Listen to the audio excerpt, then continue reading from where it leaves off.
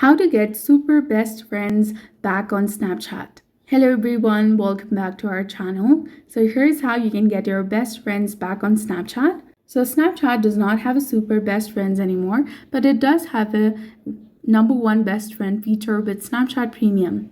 If you had someone as a super BFF, which has two pink hearts, and you lost it, here's how you can try and get it back. So go ahead and snap them frequently.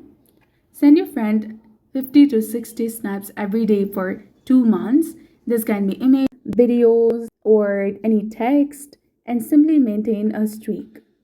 So don't miss the conversation. Respond quickly and send more snaps than you receive. You can also keep streak for going for 2 months.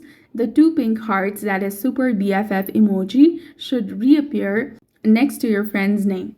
So Snapchat recognizes the friendship based on your activity. If you lose your super BFF status, these tips can be helpful. And if you have any questions, you can leave them in the comments below. So don't forget to like, comment, share, and subscribe to our channel. Thanks for watching.